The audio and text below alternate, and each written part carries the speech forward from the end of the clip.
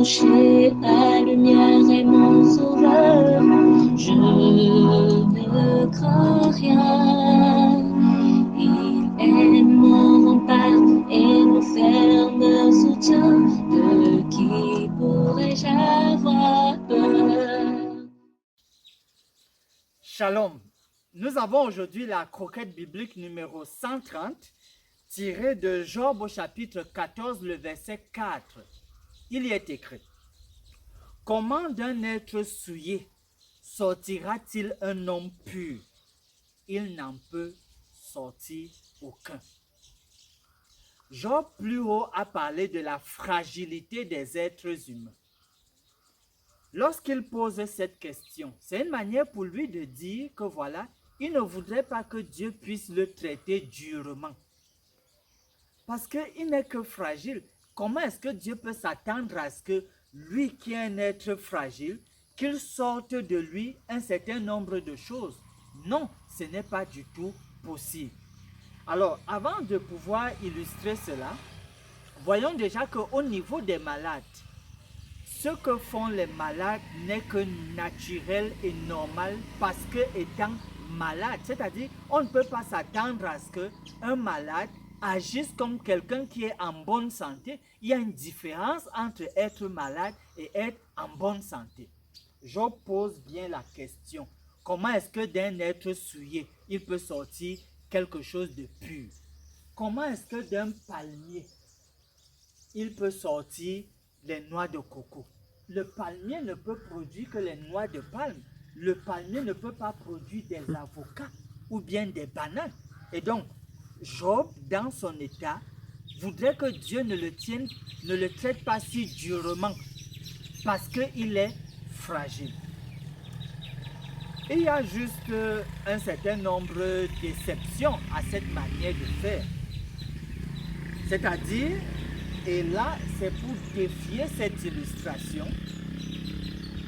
Comment le péché entre? Le péché entre à travers Lucifer. C'est lui qui, le premier, a l'idée de désobéir.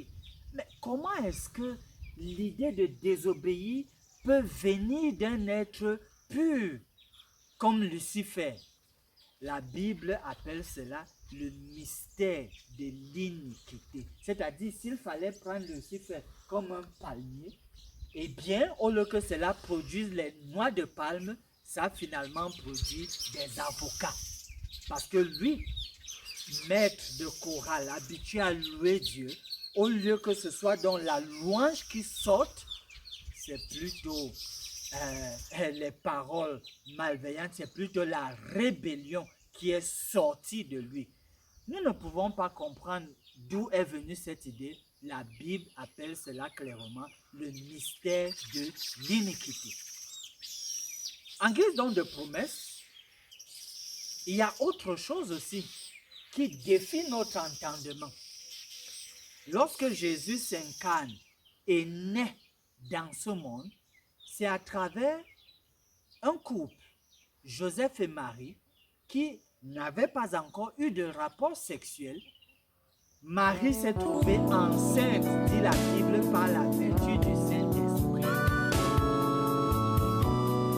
Ça aussi, la Bible appelle cela le mystère de la Trinité. Et c'est pour ça que c'est une promesse. Parce qu'en réalité, c'est ça qui est la solution au mystère de l'iniquité.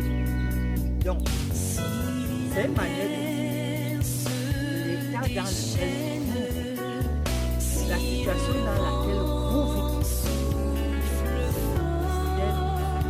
qui est capable de vous attirer et vous permettre de vous accrocher à lui, de garder cette foi, cette espérance de lui, malgré la maladie, malgré la douleur, vous seriez en cette force de vous accrocher.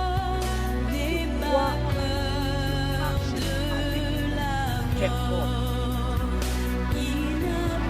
Finissons.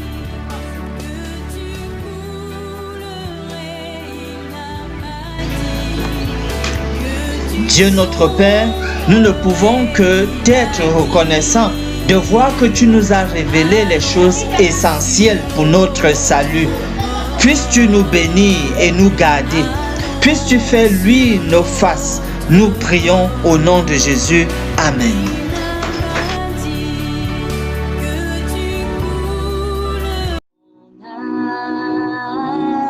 Espère en l'Éternel, mon âme espère en l'Éternel, qu'un chant s'élève au Dieu du ciel, qu'un chant s'élève au Dieu du ciel, mon